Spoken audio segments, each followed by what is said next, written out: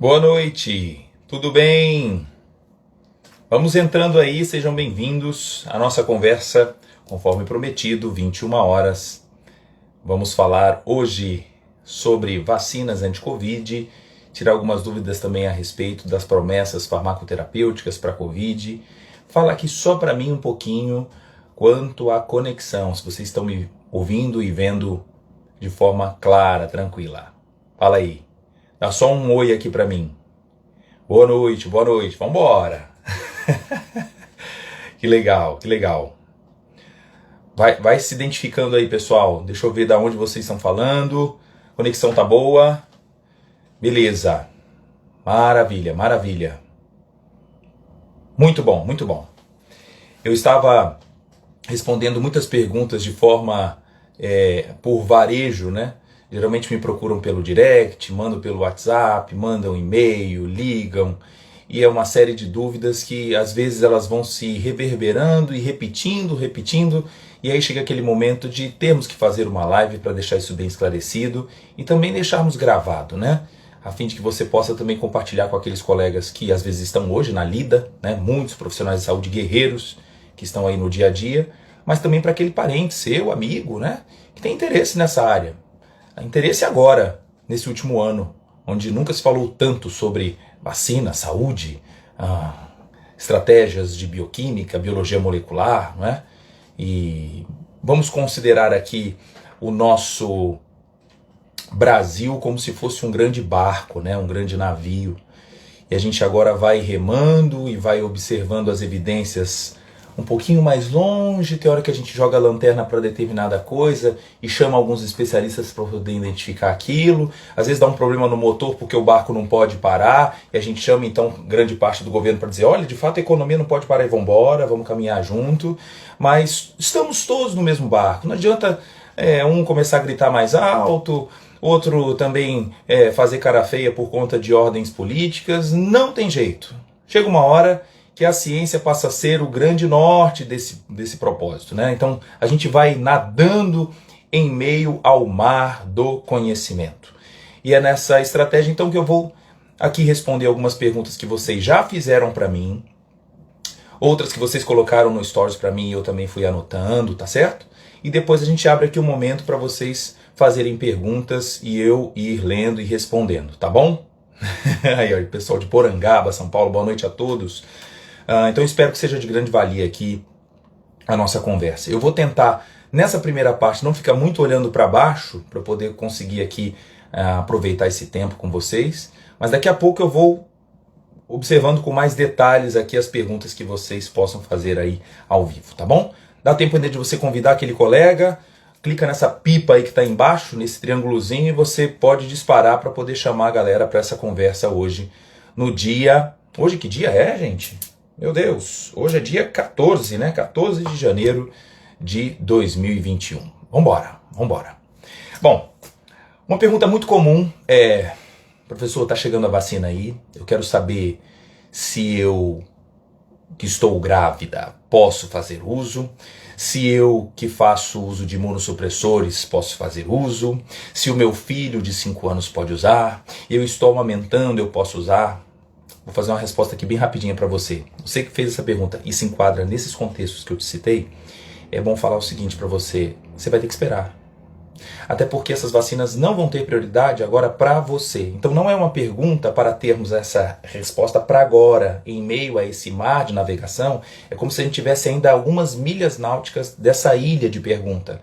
E como está muito longe, não vale a pena fazer esta pergunta para você agora. Primeiro, durante os estudos de fases 1, 2 e 3, essa pergunta não é feita com esse sujeito para pesquisa. Os pacientes não são nem crianças, nem gestantes, nem lactantes, então como eles não entram nesse padrão, isso não é um perfil somente para vacinas, isso também é válido para qualquer fármaco em desenvolvimento. Nos estudos agora de fase 3 para 4, que entra no momento de comercialização, ainda existem uma série de perguntas a serem respondidas. E é por isso que muitos medicamentos que quando chegam ao mercado, eles também não são indicados para gestantes. Você pode ver, não sei se você aqui é da área ou da medicina, da enfermagem, da farmácia, da fisioterapia, ou é um leigo, mas É rara a situação onde uma gestante vai fazer uso de um fármaco que foi lançado em 2018, 2019. Geralmente se usa os tratamentos mais conservadores, aquele que a gente tem uma curva de aprendizado ao longo até de décadas, né? Se perguntarmos qual é o antihipertensivo principal para gestantes, ainda é a metildopa, que foi desenvolvida desde a década de 60 para 70. Quer dizer, ela já tem mais de 50 anos e é ainda o antihipertensivo mais seguro. Embora tenhamos tantos outros com menos efeitos colaterais, ainda continua sendo a metildopa. Em relação à vacina, não é agora jogar uma pá de cal nas vacinas por conta desses perigos que ela pode apresentar. Mas não é um perigo por conta já de prevenção por um efeito que já aconteceu. Isso se chama precaução, é questão de prudência, é questão de valorizar os princípios da bioética, onde nós não podemos fazer os estudos inicialmente nos indivíduos mais vulneráveis. Ah, mas então por que está entrando os idosos nessa história? Porque nós já aprendemos durante esse ano que os idosos são os mais vulneráveis por conta da morte relacionada à Covid-19. As complicações, elas são mais intensas nos indivíduos que ultrapassam aí os seus 60 anos. Se entra comorbidade, pior ainda. Ok? Então, ao chegar esses primeiros lotes de vacinas, a prioridade vai ser, de fato, para os grandes guerreiros, os profissionais de saúde que provavelmente vão continuar na lida aí cuidando de nós, que eventualmente possamos ainda desenvolver a Covid-19 enquanto a vacina não chega para nós, a prioridade tem que ser deles. Depois dos idosos baseados em faixas etárias, tudo certo. E para os índios e quilombolas, tá tudo ok. É uma proposta viável, essa logística tem que ser de fato desta forma. Eu acrescentaria aqui os profissionais da educação, porque eu acho que não é um novo ano que a gente deve novamente passar o ano inteiro, né, com os nossos filhos dentro das casas. Eu acho que esses profissionais precisam também estar protegidos nesse processo e que seja agora a próxima camada, logo após dessa prioridade que já citei aqui em relação a profissionais de saúde, idosos, e aí entra depois índio quilombolas, pacientes com comorbidades. Aí vai começar também a haver perguntas: qual é a comorbidade mais associada à hipertensão? É diabetes? É o indivíduo que sofre de Alzheimer, de Parkinson? Enfim, são perguntas que ainda vamos ter ao longo dos próximos meses. Bom, então, em relação às vacinas, ainda existe muita dúvida. Todo mundo fala assim, bom, mas todas têm o mesmo objetivo? Tem. Então vamos começar do fim. Olha, começar do fim. O primeiro objetivo qual é? É estimular a imunidade chamada humoral. O que é imunidade humoral? É imunidade mediada por anticorpos. É fazer com que nós possamos produzir anticorpos em boa quantidade contra o vírus chamado SARS-CoV-2. Lembra da última comparação que eu fiz? Eu mostrei aqui um kiwi e chamei a atenção para essa ideia do kiwi com SARS-CoV-2 por conta desses pelinhos aqui que o kiwi tem. Eu queria fazer uma analogia aqui com a estrutura do SARS-CoV, porque ele tem algumas proteínas chamadas proteínas do tipo S, chamado spike, que é o grande gatilho para que o vírus consiga aderir às células, se ligar em um receptor chamado ECA2, e aí sim esse vírus consegue internalizar. A proposta das vacinas qual é? Estimular a produção de anticorpos que consiga atacar o vírus antes mesmo dele ligar na célula. Ou seja, ele não vai conseguir invadir a célula, porque sendo um vírus acelular, ele não tem fábrica própria para poder conseguir se multiplicar. Então a ideia é antecipar o processo, impedindo que ele consiga escravizar a célula, não se multiplique, portanto, claro que a carga viral vai cair. Ok? Então essa proposta da vacinação, gente, ela é uma condição sine qua non. Já se sabia desde janeiro do ano passado, quem dera se tivéssemos uma vacina a curto prazo. Enquanto não tinha, vamos pesquisar aí se existem alguns medicamentos relacionados a isso. Agora, em relação ao desenvolvimento delas, meu Deus, isso é muito bom. Então, primeiro ponto, saneamento básico. Isso é regra geral para a gente conseguir diminuir o índice de doenças infecto-contagiosas. Segundo ponto é vacina. Não tem conversa. A terceira seria a farmacoterapêutica. E eu aqui, como professor de farmacologia, estou assumindo isso com você aqui. Não existe comparação direta entre vacina e farmacoterapia. E do que existe também não temos resposta. Para de ficar pensando em hidroxicloroquina, em nitazoxanida e ivermectina como a razão da solução dos problemas. Observe as cidades que aderiram ao tratamento precoce, ainda continuam com óbitos, ainda continuam com problemas de lockdown. Ok? Então vamos olhando para as evidências, não apenas no nosso país, mas ao longo do mundo, tá? Então vamos lá. Começamos agora há pouco, Karine. Seja bem-vinda. Pode aí compartilhar, chamar a galera, que a conversa hoje promete, certo? Então eu estou apresentando aqui para você, quem? O chamado SARS-CoV-2. Esse aqui que tem a proteína S e consegue então se aderir às células através desse grande gatilho, proteína S e a chamada ECA2. Muito bem. Para isso, então, cada indústria se motivou a produzir um tipo de vacina com um mecanismo de ação distinto. E a gente vai começar por qual? A gente vai começar por aquelas que foram as pioneiras, né, no processo aí de uso, que foram as norte-americanas. No caso, a primeira eu vou chamar da vacina da Pfizer. Olha aí que legal. O que eu fiz aqui, ó, juntamente com a minha filha? Ó um barulhinho, ó. Eu coloquei aqui dentro, é porque não é transparente, né? Mas eu coloquei um pedacinho, olha aqui dentro.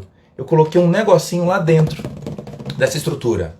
Não foi à toa que eu escolhi aqui azul, não é em homenagem à Pfizer, por conta do azulzinho desenvolvido lá no início da década de 90, né? Mas eu quero chamar a atenção do azul porque é uma vacina que requer baixas temperaturas. Para ser armazenada precisa ser em torno de menos 70 graus. Né? Essa vacina é feita de uma estrutura de lipídio, de gordura na parte de fora. E na parte de dentro vem agora uma partitura musical. Essa partitura musical que está aqui dentro a gente vai chamar de RNA mensageiro. RNA mensageiro vem ali dentro. O RNA mensageiro que está aqui dentro, ele permite a codificação de quê? De quê? Quando essa estrutura que foi aplicada agora no músculo, por via intramuscular, o que acontece agora nesse passeio dessa estrutura pelo nosso organismo, algumas células vão conseguir entrar em contato com este compartimento. Só que por ter uma certa afinidade dessa membrana com a membrana celular, membrana das células, vai existir uma chance de fusão. Fusão. Então o que acontece na verdade, deixa eu ver. O que vai acontecer é isso. A estrutura lipídica ela vai se fundir a célula e o material agora genético que estava lá dentro vai conseguir agora entrar. E agora este material, que seria uma partitura, vai ser lida por um maestro. Este maestro dentro da célula se chama ribossomo. Quando o ribossomo faz a leitura dessa primeira sequência, vai haver a chance da produção de proteínas. E proteínas que tipo? Proteínas do próprio vírus SARS-CoV-2. Ou seja, são alguns pedacinhos. É como se fosse algumas notícias assim de uma roupa. Sabe alguém quando chega na sua casa e fala assim, fulano chegou. Por quê? Tô sentindo o cheiro dele. Ou então, tô vendo alguma coisa desarrumada aqui na sala. Fulano chegou. Aqui é a mesma ideia. Se tem esse pedacinho de RNA que permite a produção de alguns pedaços desse vírus, o sistema imunológico já reconheceu que o SARS-CoV-2 já está presente. Mentira, não é o SARS-CoV-2. A gente está enganando o sistema. Certo? Então a proposta da Pfizer é o quê? Oferecer um pedaço desse RNA. Por que esse pedaço não já vem nu? Porque ele é facilmente degradado. Então a tecnologia aqui envolvida foi conseguir criar um envoltório para que pudesse proteger esse RNA mensageiro até chegar nas células-alvo. Certo? Então a proposta da Pfizer é essa aí. Daqui. Aqui, então. Envoltório lipídico com RNA mensageiro. Tiago, tem chance de mutação? Não! Vai entrar no DNA? Não, por que não? Porque o RNA é muito lábil. Essa partitura musical não tem nada a ver com a partitura chamada DNA. A fita não é a mesma. Não existem sistemas enzimáticos para conseguir aderir. Então, tira essa ideia da cabeça que se tomar uma vacina da Pfizer vai desenvolver câncer ao longo do tempo. Isso não há nenhum fundamento biológico, fundamentado com biologia molecular ou processos bioquímicos. Relaxa quanto a isso. Agora, preciso contar uma coisa. Em relação à vacina da Pfizer, nós temos um problema logístico no nosso país. Por exemplo, na cidade que eu moro, que tem aproximadamente 600 mil habitantes, aqui em Vila Velha, no Espírito Santo, eu posso contar no dedo quantos ultra freezers nós temos. Ultra freezer, eu estou falando, não é o freezer da sua casa não, que chega a menos 18, menos 20, menos 22. Eu estou falando de um ultra freezer que chega a menos 80 graus. Então vai ser difícil a gente conseguir distribuir essas vacinas para as cidades do interior dos nossos estados, para as regiões ribeirinhas, para as tribos, enfim, o processo logístico vai ser um pouco difícil para essa vacina aqui, ok? E também em relação ao custo. O custo é muito alto? Bom, essa vacina da Pfizer, ela vai custar em torno de R$ 96. R$ 96, certo? Então, próxima vacina, aqui, a chamada vacina da Moderna. Você ouviu falar também dela? Essa aqui vai ser fácil você entender. Facinho. Porque a vacina da Moderna é muito parecida com a ideia da vacina da Pfizer. O que tem aqui dentro? O que tem aqui dentro? O que tem aqui dentro também, ó, é RNA. Então vai ser administrada também por via intramuscular. Ela vai sofrer lá dentro. Como diz aqui o capixaba, vai pocar, não é? E lá dentro eu vou ter também o meu RNA mensageiro. Este RNA mensageiro vai conseguir também entrar na célula e escravizar o processo para que haja a produção de algumas proteínas. Que proteína é essa que os biologistas moleculares tentaram, né, estimular a produção? Claro que é a proteína que parece o quê? As proteínas spike desse meu kiwi, ou do coronavírus. Então é uma forma fácil de estimular a produção de anticorpos que tenha uma plena afinidade com o nosso alvo completo. Beleza? A vantagem da vacina da Moderna, eu até mudei a cor de propósito, porque a temperatura dela não precisa ser menos 70, ela pode ser armazenada a menos 20. Então isso já facilita, porque freezer é mais fácil no nosso país do que um ultra freezer a menos 80. Tá bom? Em relação ao preço dela, é um preço mais salgadinho, vai ser de R$ 135. Estou aqui aproximando, claro que vai ter a cotação do dólar no momento, mas só para você ter uma ideia de variação de valores. A primeira 96, a próxima R$ 135, beleza? Bom, esse tipo de vacina está na vanguarda da história das vacinas.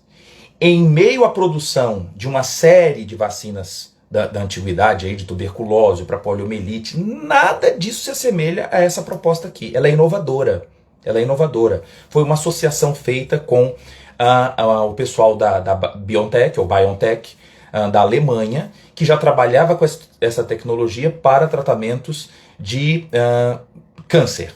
Para alguns tipos de tumores, a ideia também era colocar um pedacinho do RNA para que houvesse uma vigilância do sistema imune e o sistema imune atacasse as células tumorais, tá bom?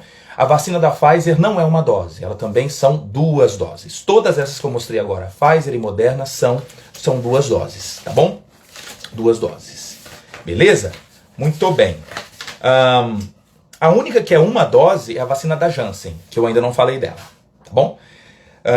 Muito bem. Qual é a próxima? A próxima... o armazenamento difere delas por conta do RNA mensageiro. Olha, na verdade, há indícios de que a Pfizer, por querer ser a pioneira da história, elaborou todos os seus estudos com o máximo de resfriamento. Ainda existe a dúvida se a menos 20 ela funcionaria, né?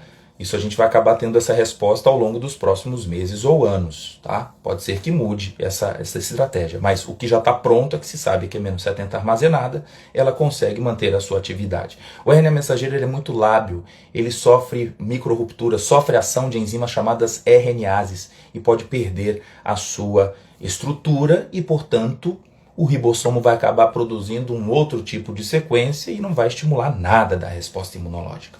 tá bom? Vamos lá.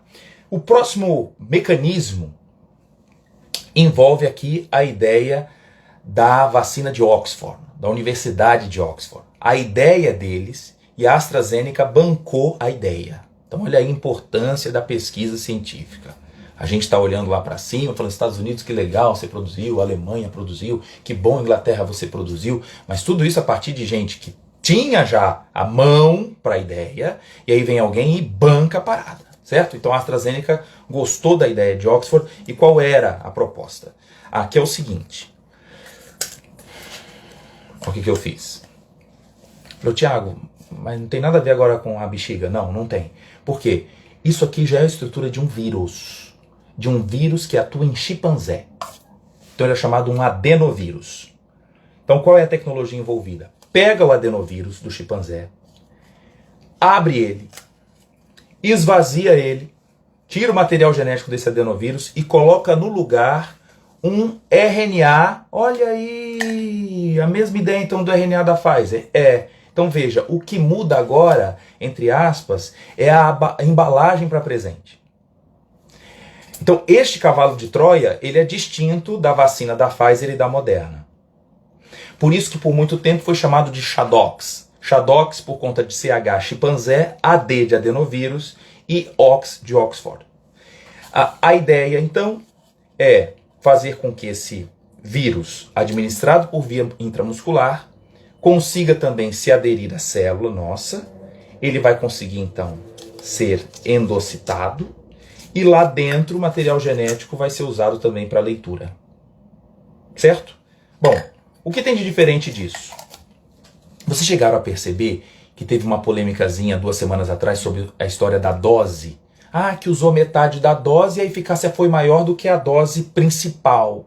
Eles ficaram um pouco temerosos com esse dado, mas faz sentido pensar nessa estratégia quando se usa esse tipo de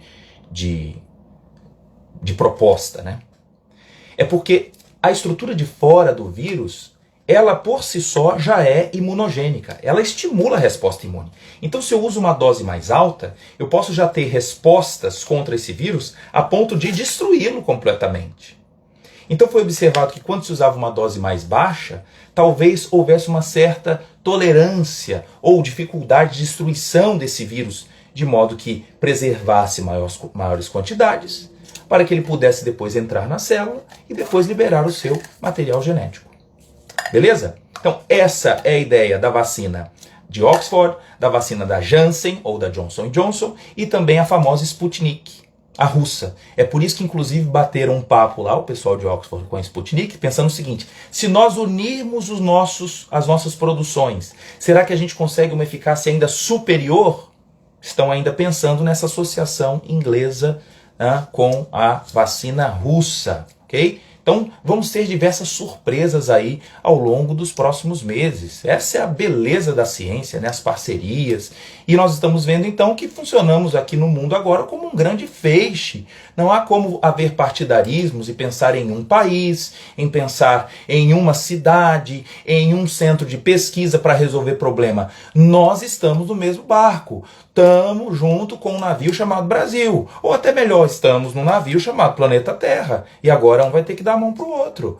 Não anda, da China não vou usar não. Você está assistindo essa live agora, provavelmente num smartphone chinês, né? Ou de tecnologia com certeza oriental. Então tira essa ideia da sua cabeça que você está blindado das influências da China na sua vida. Muita coisa do que você come, do que você usa, do que você veste, do que você anda, faz parte das produções chinesas, indianas, vietnamitas, Camboja, né? Indonésia, Tailândia, né? Então fique esperto. Muito bem. Então as outras eu nem desenhei porque a ideia é a mesma. Lembra aqui então do chamado adenovírus e dentro o meu material genético. Tudo bem? Vamos embora. Qual é o próximo?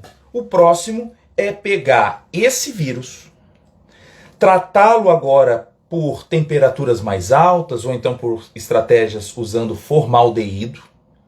E agora este meu vírus, ele não vai ter mais essa integridade. Então nós vamos inativar esse vírus. Essa é a forma mais moderna ou mais antiga de produzir vacina? É a mais antiga. E que dá certo. E que é segura. Então nós vamos pegar esse kiwi aqui. É lógico que eu não vou amassar esse kiwi agora, porque depois eu vou comê-lo.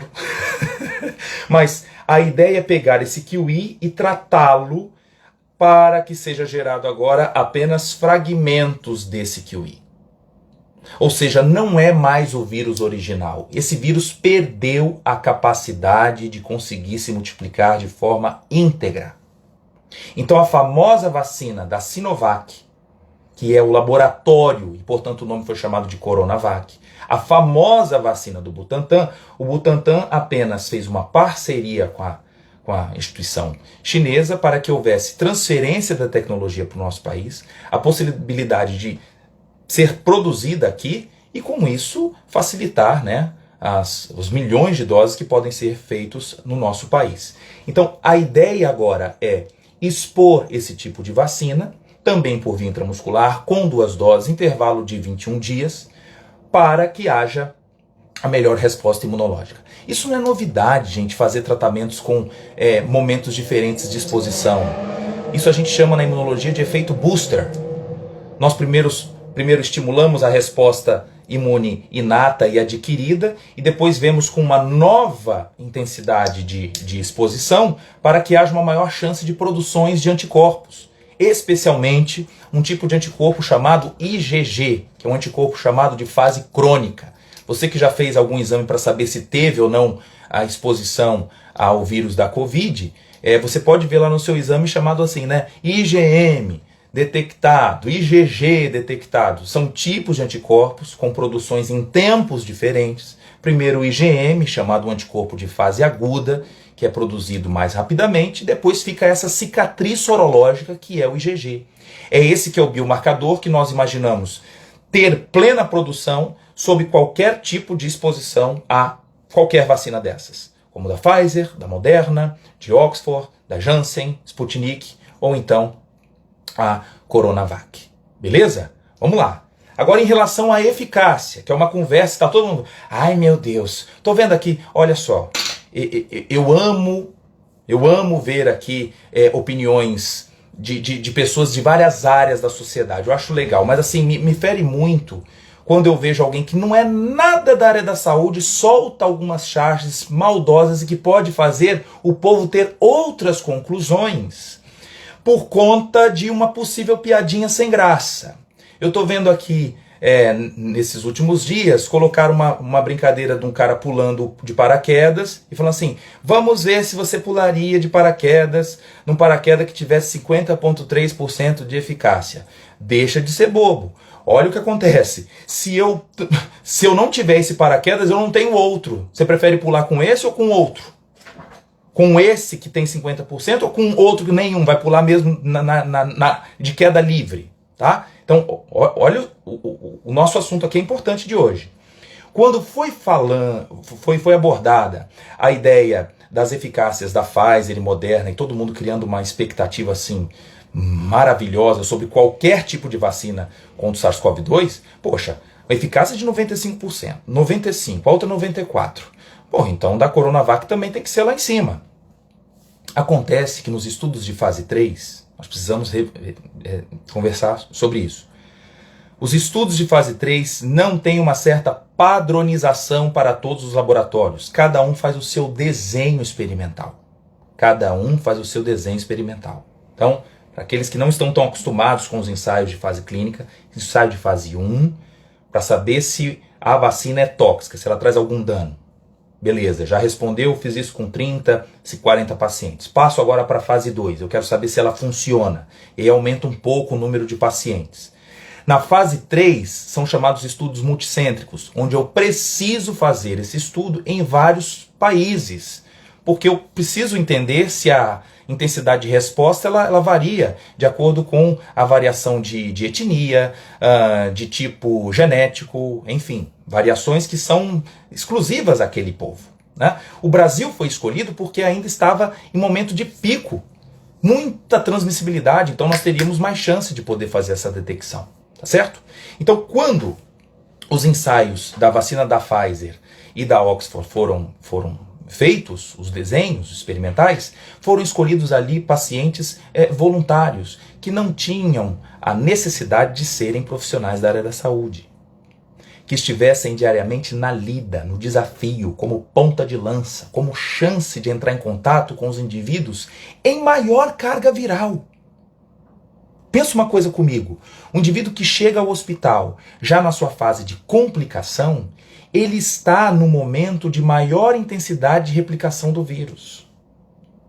É muito diferente agora a gente comparar com os outros estudos, onde pessoas estiveram em casa. Um indivíduo tomou placebo, tomou vacina e está isolado em casa. Ele está no lockdown. Puxa vida, é mais difícil então a gente ponderar e ter a ideia se esses 90% da Pfizer são medidos na mesma intensidade do que a galera que está aqui todo dia nos hospitais, foi exposto e apresentou uma eficácia de 50,3%. Então veja, nesse primeiro processo já está dizendo o seguinte, eu tenho a metade da chance de desenvolver a doença. Eu não estou dizendo que você não vai ser exposto ao vírus, que você está numa redoma. Não, você vai ser exposto ao vírus. Uma coisa é ser infectado, outra coisa é desenvolver a doença. Em relação à doença, ela pode ter níveis. Existem níveis muito brandos, uma pequena febre, perda de olfato, paladar, uma pequena dor de cabeça, isso vai resolver. Olha, para que a doença se manifeste de forma branda, a vacina da Coronavac, pelos dados que foram apresentados, e são os mesmos que a Anvisa tem avaliado, essa intensidade de 78% te garante o seguinte, você tem essa chance de não apresentar mais nada, de no máximo precisar de um atendimento médico e ficar por aí. Da chance de ir para a UTI, até agora os dados estão dizendo que eu tenho 100% de chance de não precisar ir por uma UTI, ser entubado e participar dos mais diversos tipos de tratamentos com anticoagulantes, corticoterapia, intubação, uso de bloqueadores neuromusculares, aliviar o nosso sistema de saúde. Então veja, a sua decisão em relação à vacina não é apenas pessoal, ela é da sociedade. Se a gente está hoje sofrendo, vendo Manaus lá faltando oxigênio, fique esperto, a sua decisão ela vai agora trazer consequências para o teu entorno. E não é a melhor forma de fazer você ficar convencido através de quê? De educação continuada. É informação em cima de informação. Não é aqui ficar obrigando, não é compulsório, tem que vacinar. Não, vamos conversar sobre isso. Tá certo? Então, em relação às vacinas, eu espero que na Coronavac essa história do 100% ela esteja supervalorizada. É bem verdade, porque os estudos ainda não terminaram. Mas pode ser que caia para 95, 90, tudo bem? E que a resposta, a eficácia dela não seja de 50, mas que para a população em geral ela possa até subir um pouco. Chegue ali para 60, 65, ok? Mas já é um dado muito bom.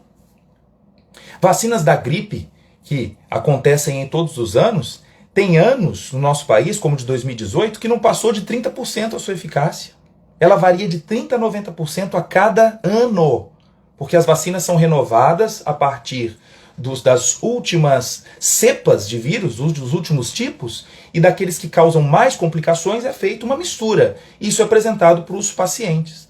Nesse aspecto, cada ano vai ter uma variação de eficácia. Tá certo? Então, para nenhum tratamento, não é somente para vacina, mas com antidepressivos, meu Deus, se perguntarmos de 100 pacientes que tomam antidepressivos, quantos respondem bem à terapêutica? Menos de 60%.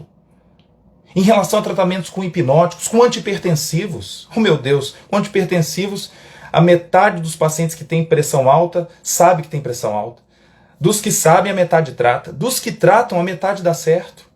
A eficácia dos antihipertensivos também passa por sempre desafios, porque não é o paciente levar para casa o losartan, captopril, enalapril, amlodipino e está tudo resolvido. Eu preciso acompanhar para ver isso. Então não vamos colocar em xeque o desenvolvimento recorde das vacinas para dizer, não, eu vou esperar mais para frente aí para ver o que vai dar.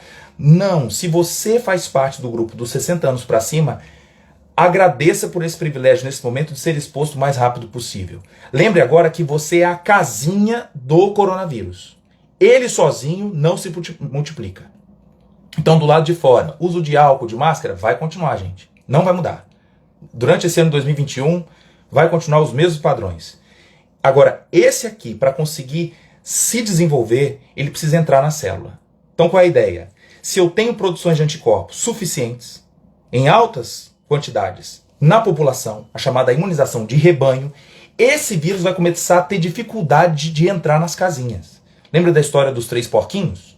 Né? Quando o lobo ia lá e assoprava uma casa, aí os porquinhos iam para outra casa.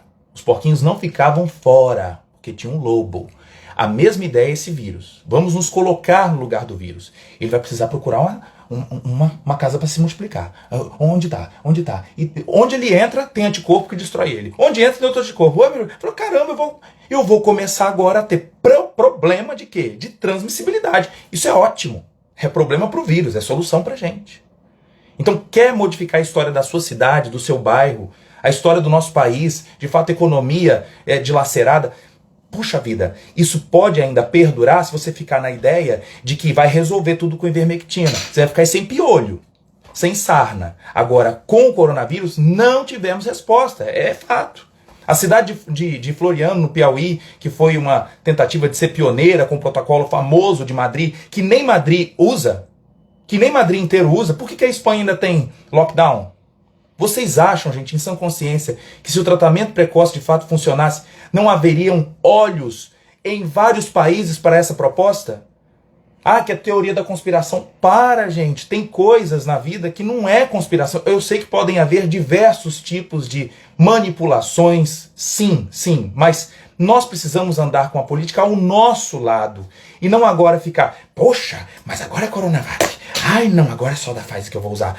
Vamos estudar cada um e ver qual é a proposta. Tá bom? Então, lucidez. Eu vou agora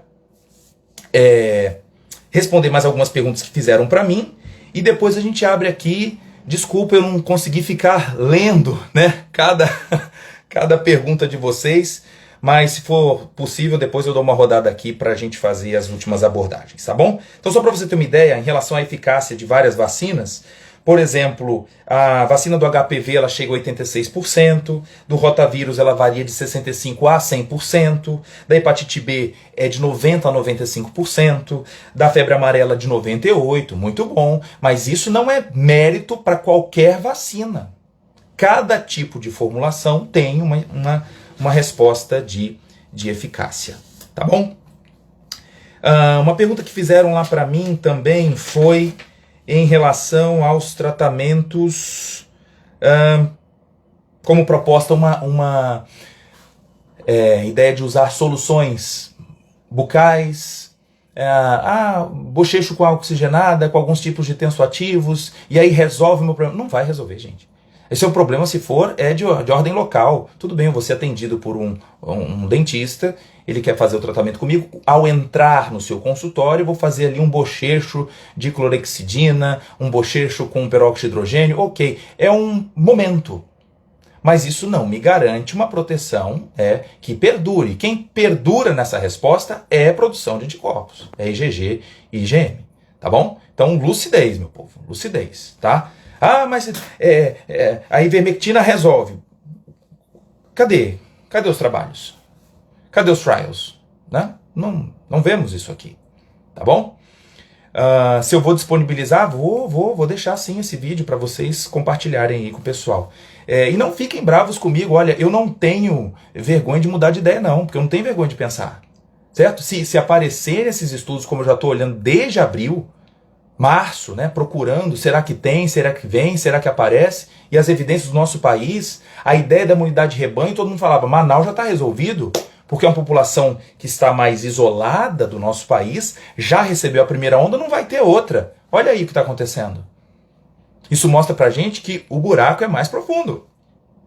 Né? Então, devemos ficar aqui espertos. Quanto tempo dura o IgG? Boa pergunta aqui do colega. A exposição ao vírus gera a produção de anticorpos, mas nós não temos ainda tempo hábil para percebermos quanto tempo tem de IgG aí em plena produção.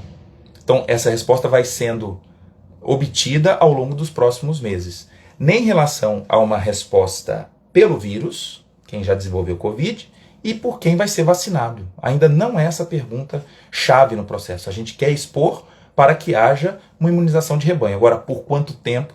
Talvez precisaremos de exposições frequentes, né? A cada 6 meses, 1 ano, vamos ver. Aí cenas do próximo capítulo, tá bom? Outra coisa importante é por que alguns produzem muito anticorpo e outros menos? Lembra de uma coisa, quando alguém é exposto ao vírus, a carga viral nem sempre é a mesma. É como se fosse assim uma dose de infecção. Dose de infecção. Então, às vezes, foi alguém que, por exemplo, teimou, ele foi pro bar, certo?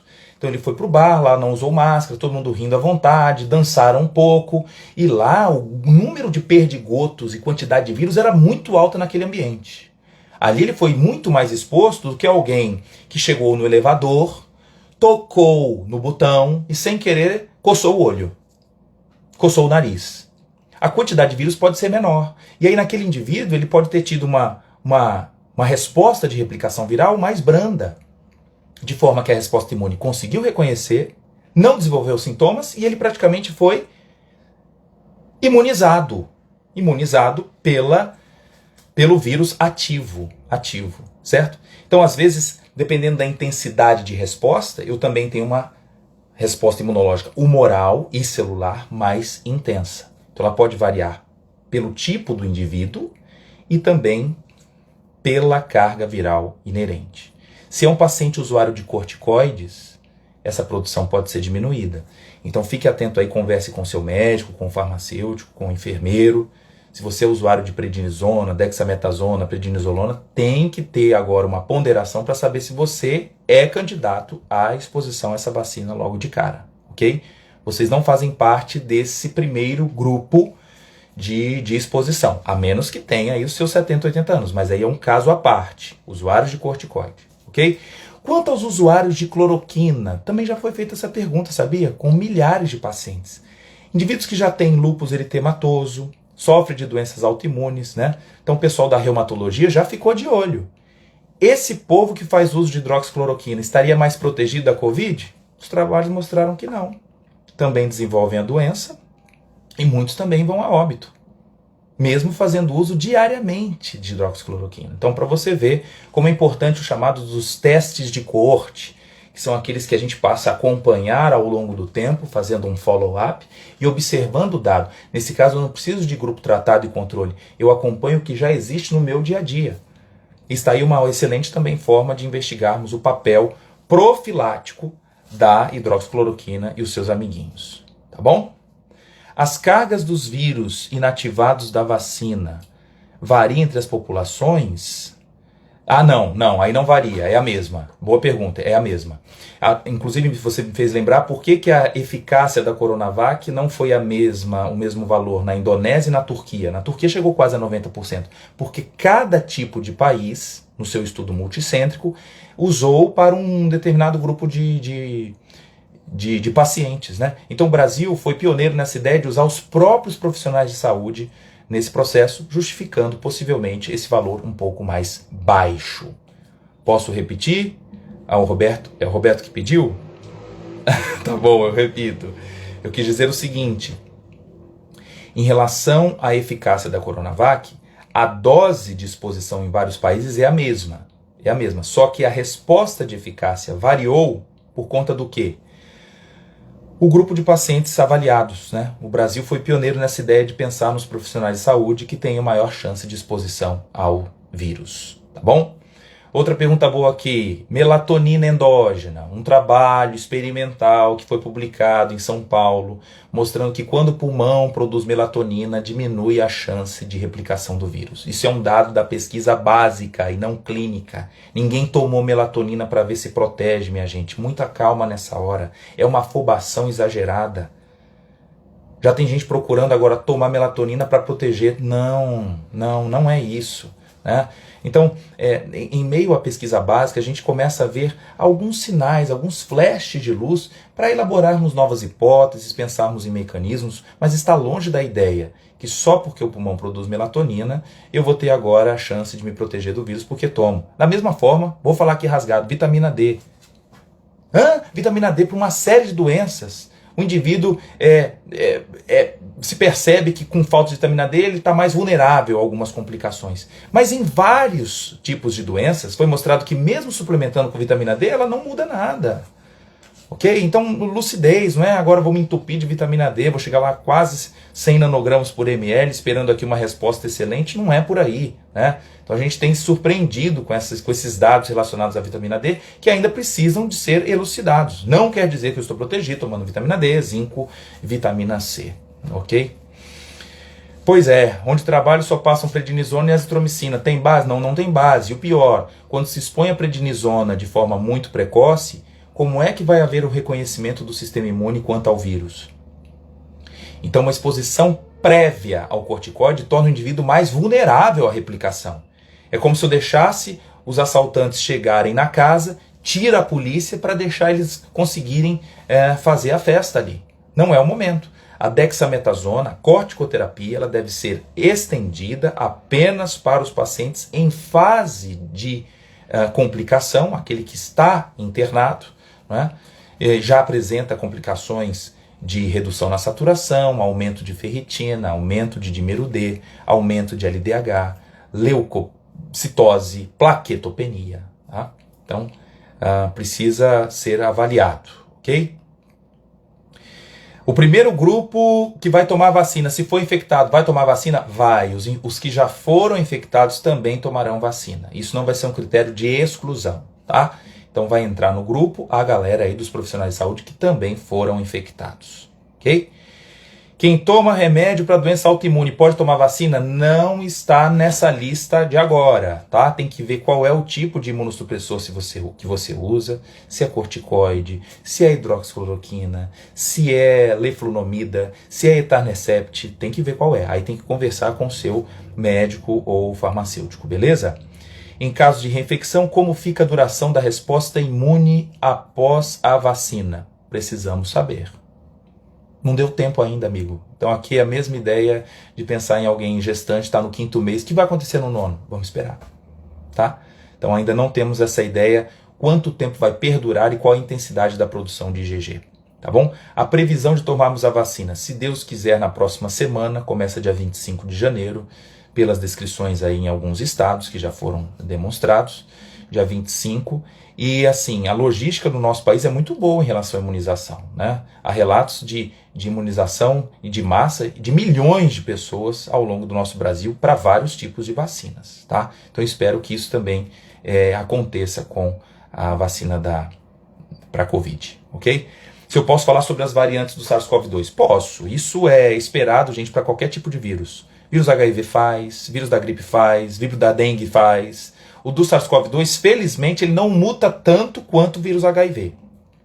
Essa variação chamada B117, que estava na Inglaterra e que agora conseguiu também chegar no nosso país, né? O B117 ele consegue se acoplar mais fácil à ECA2. Quando ele acopla mais fácil, aí ele consegue também entrar. Então a chance de transmissibilidade aumenta. Agora, felizmente, os dados até hoje, dia 14 de janeiro de 2021, mostram que ele não aumenta a chance de mortalidade. Felizmente, felizmente. Agora, pode ser que ao longo dos meses nós tenhamos uma variante muito mais virulenta? Pode. Outras mais brandas? Pode, porque essas mutações são aleatórias. O vírus não pensa. O vírus vai falar, já sei. Eu vou mudar aqui a sequência, eu vou mudar agora uma uracila por uma adenina, e vou mudar aqui uma guanina. Não, ela não faz isso. São mudanças aleatórias, onde um impera sobre o outro por conta de maior facilidade da sua multiplicação. Beleza? Então, essa variante amazônica, que tem sido também uma preocupação, pode ser também, em parte, a justificativa desse pulo, esse salto que aconteceu em Manaus. Mas nós não podemos esquecer uma coisa, olha para o tempo. Nós estamos dia 14 de janeiro, e aí faz então agora a volta de 14 a 20 dias. Onde estávamos? Natal e Ano Novo. Então aquilo que já era previsto, né? Nós falamos, olha, evite reuniões com muitas pessoas, façam as reuniões mais em família, né? Repense se você deve viajar ou não. Infelizmente aconteceu a consequência de uma intensidade grande aí de viagens, de maior vulnerabilidade, que agora a gente está colhendo os frutos disso, tá? Ok, teremos que vacinar todos os anos? Ainda é uma pergunta, nós não sabemos. se tivermos várias formas mutantes do vírus que precisamos ser atualizados quanto a eles, talvez precisemos de vacinações mais frequentes. Ok? Depois de tomar a vacina, quantos dias podemos testar os anticorpos? Olha, no mínimo aí vai ser por 30 a 40 dias. Essa resposta de imunização de 30 a 40. Agora, você ainda pode continuar transmitindo. Tá? Então, como eu posso estar falando aqui com um profissional de saúde que vai tomar a vacina em fevereiro, não quer dizer que falou, oba, tô tranquilo em casa, agora posso ficar sem máscara. Não, você ainda pode ter chance de transmissão. Ok? Ainda pode. Então, essa imunização de rebanho, com maior quantidade, né, de pessoas, quem dera se a gente conseguir falar, olha, conseguimos imunizar o nosso país, 210 milhões de pessoas estão vacinadas, é um outro contexto. Só que ainda o ano de 2021, eu não posso ser tão pessimista assim, mas vamos dizer que o primeiro semestre a gente vai depender muito das ofertas das vacinas. À medida que forem chegando, vamos aí observando essa evolução da doença, tá bom? Vamos combinar, começou a política, com certeza, não foi só festa, né? Então, onde houve uma manutenção dessa grande onda na época de novembro, por conta das eleições, né? E também tivemos as festas agora, ok? É isso mesmo. Vamos lá. Em relação ao custo, eu não falei das outras, né? Da Pfizer 96, da Moderna 135, a da Pfizer 96, Moderna 135, a de Oxford vai ser R$19, é a mais barata. R$19. E da Coronavac 40, que não é um valor também tão alto, né? Botando aí na conta, R$40 aí, pensando em duas doses, seriam então R$80 para cada indivíduo. Beleza? Então, o preço aí das principais. Da Sputnik seria R$107. 107. Beleza? Pois é, e vem carnaval, né? Olha aí. Aí o pessoal tem que decidir o que quer da vida, né? Ok, eu acho que deu pra gente responder bastante as perguntas. Eu queria saber... Eu não tinha anotado aqui. Nossa, chegamos quase a 1 hora. Né?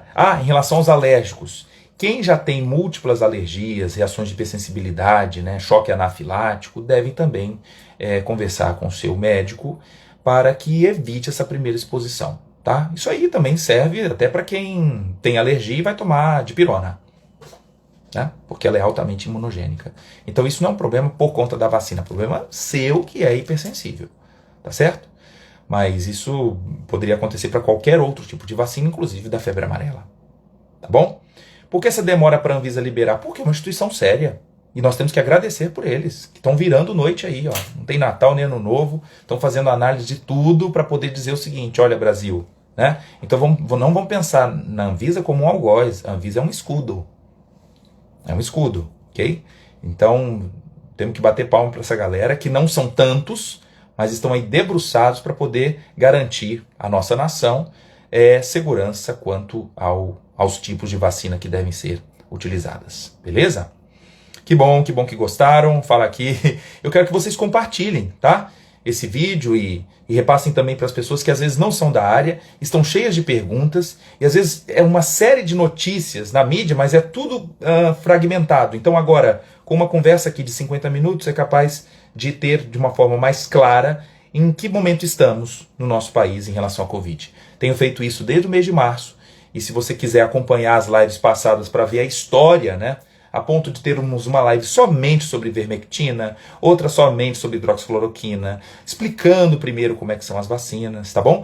E você que é da área de saúde, fica aqui o convite para você participar do nosso evento semana que vem, 100% online, 100% gratuito, chamado Interações Medicamentosas, a Batalha do Século. Isso vai acontecer pelo YouTube. Eu vou deixar aqui o link, fazer um arrasta para cima, então no link lá da bio, é só você clicar para você fazer a sua inscrição lá no YouTube. Vai ser dia 18 de janeiro, às 20 horas, ok? Então esse é um assunto voltado para os profissionais da área de saúde, não apenas médicos, farmacêuticos, mas também biomédicos, biólogos, fisioterapeutas, nutricionistas, educadores físicos, ok? Gratuitamente, beleza? Vamos lá. Legal, gente. Que bom que vocês gostaram, acho que está tudo bem esclarecido. Não tendo mais perguntas, a gente vai se despedindo aqui. Um abraço e podem compartilhar, fiquem à vontade. Eu acho que eu estou cumprindo aqui o meu objetivo de nós conversarmos sobre as vacinas, um momento importantíssimo para o nosso país, e que você não despreze a ciência, né? Ela é um grande norteador para que nós saiamos de diversos problemas, grandes buracos. Beleza? Um grande abraço. Tchau, tchau.